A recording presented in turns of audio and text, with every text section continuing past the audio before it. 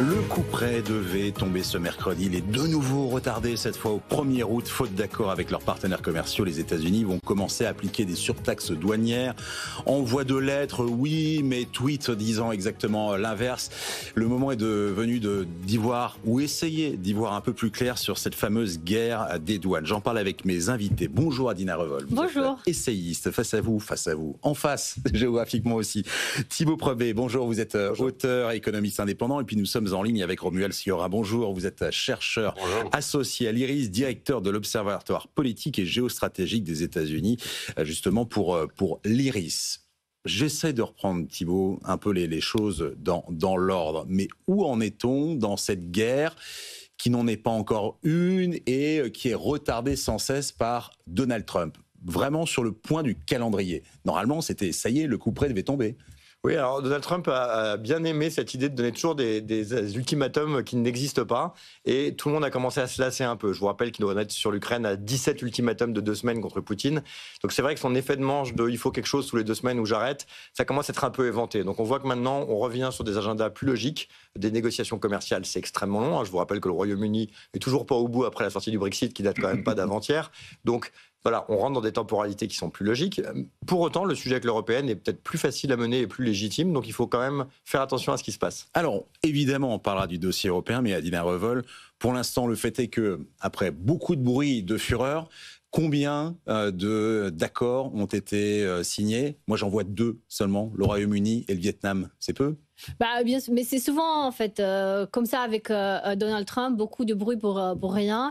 Et il faut cette guerre commerciale en fait, c'est une guerre finalement. On peut comprendre effectivement la logique de la Chine qui ne respecte pas complètement les règles du droit international, mais cette guerre peut être résolue. Enfin, ces désaccords et faire rentrer la Chine dans les rangs peut se faire à l'intérieur de l'OMC. Or, Donald Trump a choisi de sortir du multilatéralisme et d'engager une guerre commerciale. Et il faut dire que les droits de douane, finalement, c'est contre les Américains eux-mêmes, parce que qui paye les droits de douane, c'est les consommateurs américains. Et Donald Trump, il va bientôt être face aux élections de mi-terme. Donc, il ne peut pas se permettre d'avoir en face de lui un Américain moyen mécontent, parce qu'il va voter contre le Parti républicain. Romuald Siora, je crois que tout part de là, en fait, c'est-à-dire novembre de l'année prochaine, et un homme qui doit absolument faire des cessez-le-feu partout. On vient d'en parler au Proche-Orient, on en a parlé aussi sur d'autres terrains. Sur le terrain des barrières douanières,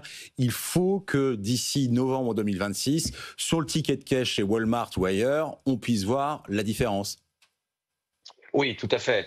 Tout ce qu'il vient de dire est juste. Néanmoins, il faut quand même garder à l'esprit effectivement, Trump fait des menaces, mais il n'y a pas toujours du bruit pour rien. Regardez au niveau intérieur où nous en sommes. Nous assistons depuis janvier quand même à une véritable révolution ultra-conservatrice aux États-Unis, mise sous contrôle de contre-pouvoirs, etc., etc. Concernant l'international, il a été jusqu'au bout de ses menaces concernant l'Iran. Aujourd'hui, il faut quand même prendre Trump très au sérieux. Pourquoi ? Depuis une dizaine de jours et jusqu'à samedi, jusqu'à l'annonce d'Elon Musk de la création d'un nouveau parti, il se sentait pousser des ailes. Victoire éclair, du moins pour lui, mais victoire éclair aux yeux de son électorat en Iran, sommet triomphant pour lui à l'OTAN, où on a vu les membres de l'organisation se coucher devant le nouvel empereur d'Occident, victoire avec la Cour suprême qui a quand même pour la première fois en 150 ans légiféré sur le fait qu'un juge fédéral aujourd'hui ne peut plus s'opposer aux décisions présidentielles sur le plan national. C'est énorme, énorme ici. Et dernièrement, la One Beautiful Bill qui a été votée. Donc bref, Trump se sent tout puissant. Alors effectivement, concernant les taxes qui vient d'être dit, est tout à fait juste. Trump a aujourd'hui en ligne de mire les élections de mi-mandat. Cette administration va tout faire pour les gagner, quitte à commettre certaines irrégularités ou à restructurer la carte électorale comme ça vient d'être fait, limiter le droit de vote par correspondance, etc. Aujourd'hui, avec la mauvaise nouvelle d'un parti tierce créé par Elon Musk qui pourrait voir quelques républicains s'échapper du côté de Musk et donc faire perdre quelques sièges au Parti républicain, oui, il y a panique à bord. Donc il est très clair qu'aujourd'hui, le bas a blessé pour Donald Trump au niveau de la politique intérieure et en vue de ses élections, avec cette guerre tout azimut qu'il a déclarée au mois de janvier. Il y a eu une panique à bord de la part de certains de ses électeurs. On a vu la base MAGA s'effriter, etc. Et donc oui, Trump va probablement mettre de l'eau dans son vin, car il n'a aucun intérêt, surtout après ce qui a été dit samedi par Elon Musk, à mettre en danger son électorat et à le voir se tourner vers un tierce parti et donc perdre grandement les élections. Mais néanmoins, prenons quand même toujours au sérieux les menaces de Trump. On l'a vu aller jusqu'au bout de certaines d'entre elles. Thibault Probet, le fait est que les Américains ne le voient pas encore sur leur ticket de caisse, le changement. Pourquoi ? Parce que vous avez, c'est pas l'inertie, mais la masse du trafic maritime, notamment, 90% du trafic entier, qui fait que, en fait, les gens le voient pas, ne voient pas forcément que vous avez notamment le prix du conteneur qui est en train de baisser vers les États-Unis. Pourquoi ? Parce que la Chine est en train de renvoyer ses navires plutôt vers l'Europe, plutôt vers l'Afrique également. On est plutôt sur une bombe à retardement ou là aussi, don't panique ou keep calm. Non, l'économie, c'est un temps long, hein, on le sait. Des choses mettent souvent 12, 18 mois à faire un effet. Il faut se rappeler aussi qu'il y a beaucoup d'entreprises américaines qui ont des stocks. Et quand elles devront les re-remplir en achetant à l'étranger avec des droits énormes, elles n'auront plus de marge. Mais beaucoup d'entreprises disent, moi, tant que j'ai du stock, ça va bien. Puis il faut espérer que quand j'en aurai plus, il y aura un accord. Sinon, oui, puis on ne peut pas vendre du malheur en disant, attention, achetez vite, parce que... Oui, et puis si vous voulez, si vous dites c'est la catastrophe avant, vous allez fâcher Trump, ce qui n'est pas bon. Donc il vaut mieux attendre en se disant, on espère que d'ici là, il y aura un deal. Donc de toute façon, c'est quelque chose qui va durer. Mais attention, la difficulté, et je reviens sur ce qui a été dit avant, c'est que Trump met ses menaces à exécution quand c'est dans son intérêt. C'est-à-dire que attaquer l'Iran pour les États-Unis, ça leur coûte pas grand-chose. Se fâcher avec la Chine, qui leur donne toutes leurs terres rares, c'est pas tout à fait pareil. Et donc en fait, la difficulté pour Trump maintenant, c'est de trouver des menaces où il peut se permettre d'agir, ce qui était le cas en politique intérieure. Baisser les impôts, les Républicains sont contents. Enlever des aides sociales, ça les dérange pas. Attaquer l'Iran, dès qu'on va vers se fâcher avec des partenaires, du coup faire monter les prix ou perdre l'accès à certains denrées, on voit que là les menaces, elles sonnent faux. C'est-à-dire que dire simplement, si vous nous embêtez, on fera les iPhones en Inde, c'est super. Et puis là, la Chine dit, mais avec quelle terre rare ? Et ils font, ouais. Donc il y a quand même toujours ce sujet de la crédibilité de la menace. Et on voit que Trump se heurte souvent à ça, avec des pays, en particulier la Chine, qui ont en fait regardé son bluff et dit, qu'est-ce qui se passe ? Donc c'est vrai que pour l'instant, on est dans une zone où tout ce qui a été fait pouvait être fait, tout ce qu'il veut faire est quand même beaucoup plus difficile à faire. On le voit particulièrement avec la Russie, sans savoir s'il veut faire ou pas. Donc voilà, on a un temps économique qui va mettre plus de temps à se matérialiser, malgré tout sans doute avant les élections de mi-mandat. Et là, on peut revenir sur ce sujet qui est clé. Mais il est clair qu'à ce stade, on n'est pas encore dans une zone de douleur pour le contribuable américain par rapport à ce qui est en train de se passer. Et avec l'Europe ? Ça se passe comment ? Encore un coup de fil qui s'est bien passé avec Ursula von der Leyen, que Donald Trump ne nommait même pas durant les 3-4 premiers mois de son mandat. Là aussi, on s'est habitué, on pouvait peut-être s'attendre à ce qu'on passe du mois de juillet au mois d'août et peut-être même un peu plus. La stratégie européenne est assez claire, c'est-à-dire essayer de trouver... Il y a une stratégie européenne ? Oui, il y a une stratégie européenne parce que je vais expliquer la stratégie européenne. C'est qu'en fait, il y a une compétence au niveau de la Commission européenne. Donc, les négociations sont menées par la Commission européenne, bien sûr. Par un commissaire. Par le commissaire qui est d'ailleurs vice-président, Maroš Šefčovič, en charge du commerce, et par les équipes techniques. Et ensuite, bien sûr, la décision appartient aux États membres parce que c'est ça l'Union européenne. Et c'est là qu'effectivement, on peut avoir des intérêts divergents, notamment avec l'Allemagne et l'Italie, qui sont, je dirais, les pays les plus exposés face à la guerre commerciale de Donald Trump. Mais encore une fois, la stratégie est assez claire, c'est-à-dire dissuader. Il y a un paquet donc de potentiel, donc de 100 milliards de potentiels droits de douane qu'on pourrait imposer aux États-Unis s'il n'y a pas accord, et puis trouver une issue négociée autour d'un intérêt commun. Et ceci, ça peut être autour, par exemple, de l'énergie, des investissements américains en Europe. Mais effectivement, la difficulté de l'Europe, c'est que même si on a des instruments pour réagir, éventuellement s'il n'y a pas d'accord, il y a ce fameux instrument anti-ingérence, donc qui est très très fort parce qu'il permet de cibler de manière très précise les intérêts américains.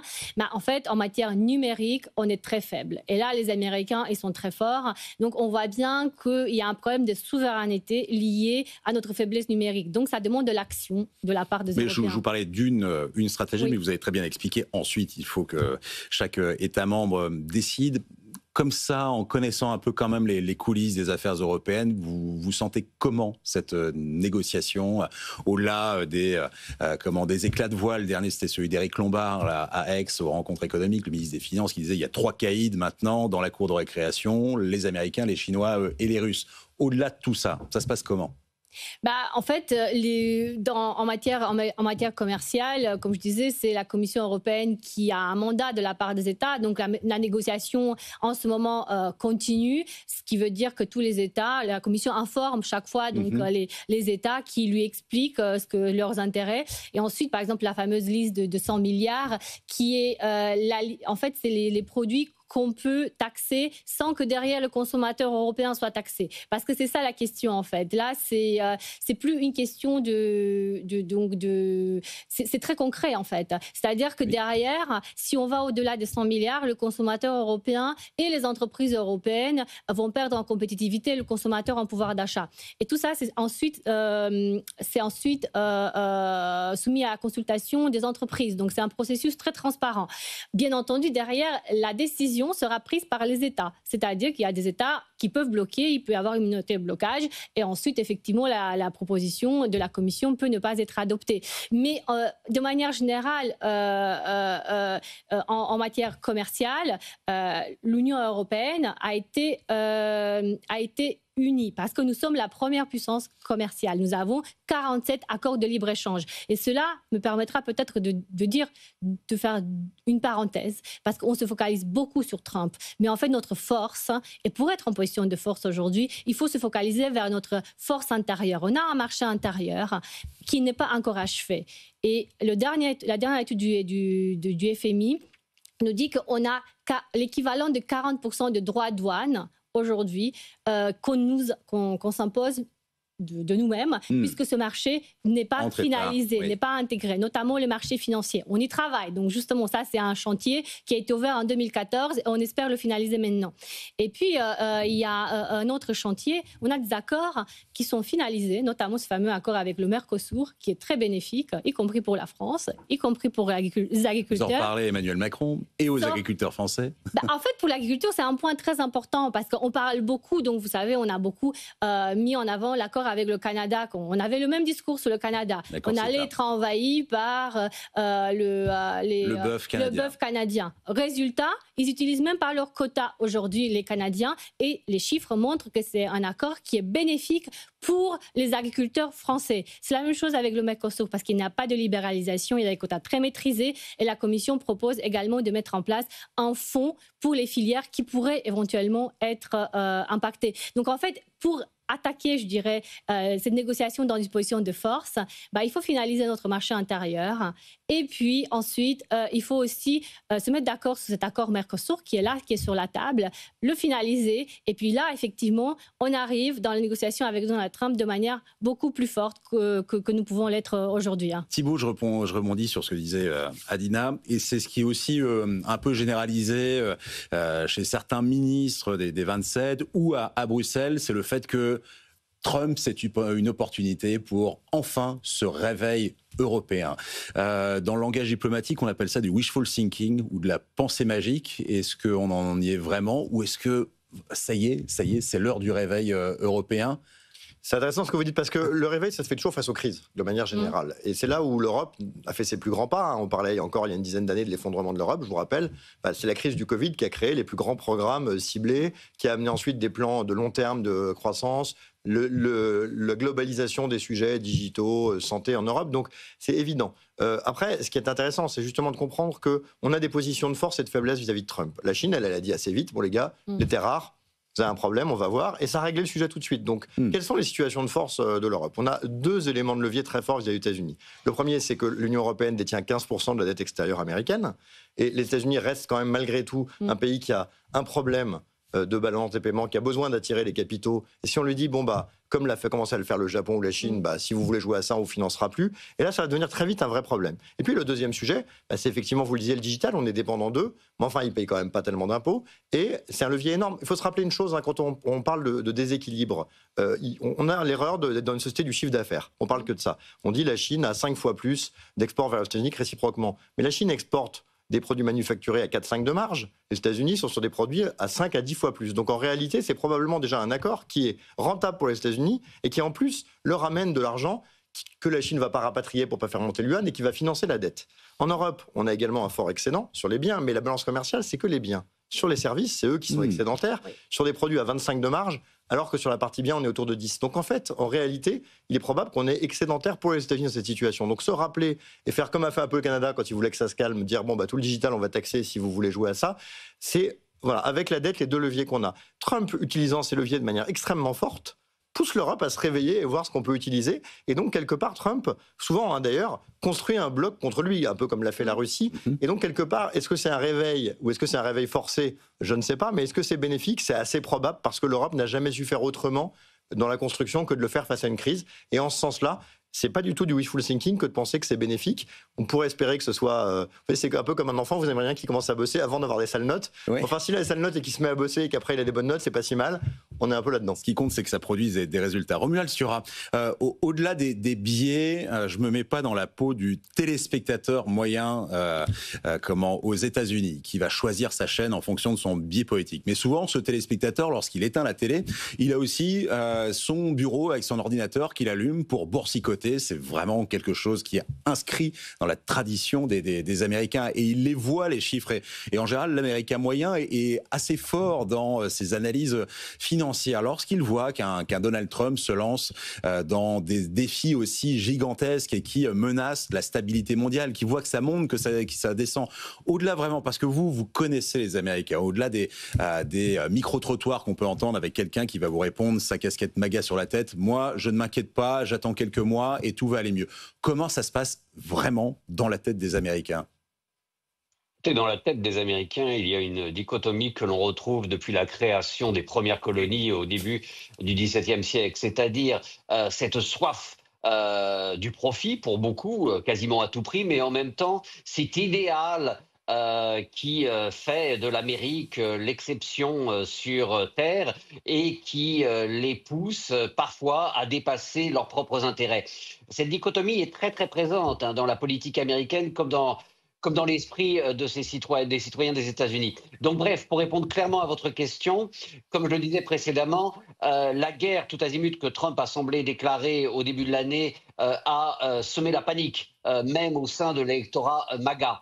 Mais depuis, il y a véritablement une conviction que le président sait ce qu'il fait et malgré une peur qui pourrait lui coûter les élections de 2026, ça c'est clair, à l'heure qu'il est, il demeure quand même soutenu par une très grande partie, non pas simplement uniquement de l'électorat MAGA, mais également de la base républicaine. N'oublions pas que selon les derniers sondages, Donald Trump est plus populaire au sein des républicains que ne l'était Ronald Reagan au même moment de ce second mandat. Donc, pour être tout à fait clair, oui, il y a eu panique, oui, il y a une frilosité et une forme de peur, mais étant donné que Trump n'a pas vraiment mis ses menaces à exécution, on se rassure en se disant il n'ira pas jusqu'au bout, il sait ce qu'il fait, il montre les muscles, au moins l'Amérique est respectée. Donc pour l'instant, cela n'entame pas la popularité du président. Je me permettrai d'ajouter deux choses par rapport à ce qui a été dit précédemment. À titre personnel, je ne crois pas sur le long terme à un réveil politique, du moins de l'Union européenne, malheureusement. Mais ce qui a été dit a été assez juste. Mais par contre, n'oublions pas, ce qui a été dit est juste. Pas, c'est juste. Mais n'oublions pas néanmoins, non, mais c'est vrai. N'oublions pas néanmoins que certaines menaces ou certaines réponses qui ont pu être faites par certains partenaires des États-Unis, comme le Canada, avec la menace de taxer le digital, est tombée à l'eau. Mark Carney est revenu sur cette menace et a un petit peu plié devant Trump la semaine dernière. Donc, n'oublions pas que Trump a quand même un pouvoir de persuasion face à ses partenaires très important. Adina Revol, vous vouliez Oui, en fait, pour le digital, je crois que c'est très intéressant parce qu'en fait, il y a des services digitaux gratuits et des services digitaux payants. Et donc, par exemple, si l'instrument anti-coercition européen venait à être utilisé, c'est là qu'il faut regarder parce que les fameuses entreprises américaines, en fait, ont besoin du marché européen pour faire leur marge, comme ça a été dit, et pour être profitables et pour exister. Et donc, il y a des services gratuits qui sont sont pas nécessairement nécessaires à la vie des entreprises. Après, quand on parle du cloud, par exemple, là, c'est une faiblesse européenne parce que là, on peut pas se passer des services des clouds américains. C'est d'ailleurs une faiblesse stratégique sur laquelle il faut travailler. Mais après, on peut se poser la question de est-ce qu'on peut se passer de Facebook, par exemple, ou d'autres entreprises gratuites, des réseaux sociaux. Et il y a toute la question de la propriété intellectuelle également, qu'on pourrait éventuellement taxer. Et puis, dernier point, vous avez parlé de la dette, et c'est quelque chose de très intéressant parce que finalement, au tout début de cette frénésie trumpienne, il a abandonné parce que la Chine et le Japon se sont mis à vendre de la dette. Et il est vrai qu'aujourd'hui, 20% de l'épargne européenne va sur la dette américaine. Et c'est pour ça que je mentionnais tout à l'heure la finalisation du marché européen. Parce que pourquoi on a cette situation? Parce qu'on n'a pas de marché de capitaux dans l'Union européenne. Et donc, c'est à partir de là, aujourd'hui, on travaille dessus pour trouver une solution rapide pour que cette manne soit utilisée pour l'armement en Europe, pour notre défense numérique. Notre souveraineté. Et pour notre souveraineté tout court, plutôt que de payer, d'acheter la dette américaine. Thibault. Oui, une remarque, ce qui est d'ailleurs amusant et contradictoire, c'est rappeler quand même que le schéma, c'est que pourquoi les gens détiennent de la dette américaine? Parce qu'ils ont des excédents en dizaines ou en centaines de milliards avec les États-Unis, qui savent que s'ils rapatrient cet argent, et d'ailleurs, par exemple, c'était une des faiblesses de la Grèce, c'est que quand l'Allemagne a des excédents, elle pouvait les rapatrier, c'était la même devise. Nous, on sait que si on ramène, on fait monter l'euro ou le yuan, baisser le dollar, et on perd en compétitivité. Et donc, ce qui est très compliqué, c'est que les États-Unis doivent se financer avec un déficit qui est énorme, qu'ils augmentent auprès de partenaires qui ont des excédents commerciaux, tout en voulant annuler ces excédents commerciaux. Mais si vous annulez ces excédents commerciaux, plus personne va financer votre dette, parce que les gens n'achètent pas de la dette américaine à des taux très bas pour le fun. Enfin, je veux dire, faut pas se mentir. Pardon, mais il y a un côté un peu économie pour les nuls lorsque Donald Trump se lance aussi là-dedans. C'est ça, en fait. Il n'imagine pas qu'il va y avoir tout parce que je pense qu'il jeu de bonne taux derrière. Je pense qu'il estime juste, et il n'a pas complètement tort, mais il ne faut pas se jouer ses cartes, que si il est agressif, il aura des concessions contre rien, et que sa situation sera strictement meilleure que la situation initiale. Toute la difficulté étant de faire comprendre à un économiste qu'avoir juste 10% de droits de douane en plus sur des pays étrangers est un plus, et quelque chose qui est discutable. Mais si on considère que c'est son objectif, dire qu'il arrive à des concessions, par exemple des droits de douane quand même beaucoup plus élevés qu'avant sur la Chine, avec peu de contrepartie, si on considère que c'est un objectif souhaitable, ce qui est une analyse curieuse, pourquoi pas? Donc, mais par contre, il faut bien comprendre que ces cartes sont limitées parce que si on va à exécution, il n'y a quand même plus personne pour financer la dette américaine avec ce mouvement qu'on commence à voir sur le dollar de désengagement qui peut s'accélérer. Donc à ce stade, il y a une frontière assez fine à jouer entre avoir des concessions et mettre en danger son financement. On se souvient du Royaume-Uni qui s'était un peu emballé à un moment, et très vite, faute de financement étranger, ça avait bougé. Donc je pense que, effectivement, ce sujet de comprendre que le déficit commercial vient financer la dette et que gérer les deux de manière indépendante est économiquement, un peu burlesque, et deux, un peu casse-gueule. Donc voilà, il y a une limite dans la négociation à pas passer, et c'est vrai qu'il faut comprendre que ce sujet-là est assez sensible. Romuald Surin, je parlais d'économie pour les nuls, mais on est focalisé sur Donald Trump, mais là aussi, encore une fois, pédagogie. Qui décide en fait de tout ça? Qui lui a mis ça dans la tête? Qui est en train de finalement de gérer ce qui est en train de se passer au-delà de l'étincelle ou de la pièce de Quarter lancée sur les droits de douane? Écoutez, c'est la vraie question.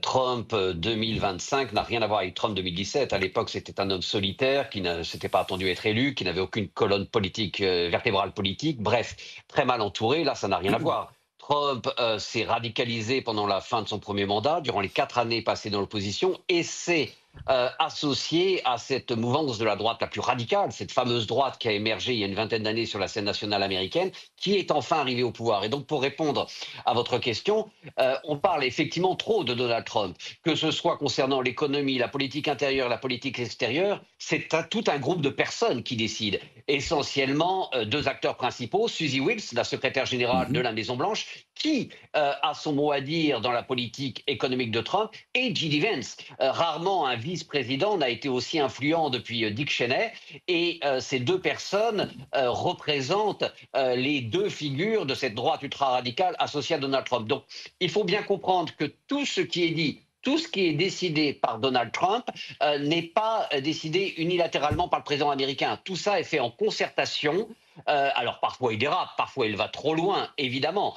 Et vous l'aurez remarqué, il revient parfois même sur ce qu'il a dit la veille, après avoir été recadré par la secrétaire générale de la Maison-Blanche, qui a une grande autorité sur lui. Mais donc tout ça pour dire que c'est tout un petit groupe autour de Donald Trump qui, avec lui bien évidemment, il n'est pas le pantin de ce groupe, décide de la politique tarifaire des États-Unis. Adina Revol, comment vous voyez se terminer cette séquence ? Tout le monde perdant ou tout le monde moins perdant que prévu? L'histoire nous a montré, même lorsque cette séquence en fait de taxes c'est déjà passé dans l'histoire américaine et il y a toujours eu une fin négative. Mais je dirais que ça a été mentionné l'impact de J.D. Vance. J.D. Vance veut réindustrialiser les États-Unis. Or, on ne réindustrialise pas un pays avec des taxes. Et puis, je dirais un autre point, c'est que si on veut résoudre le problème de la Chine, quel est le problème de la Chine aujourd'hui? C'est que c'est une économie qui est largement financée par le Parti communiste et c'est une économie d'excédent. Et donc, l'objectif, c'est de mettre les excédents... De trouver des débouchés.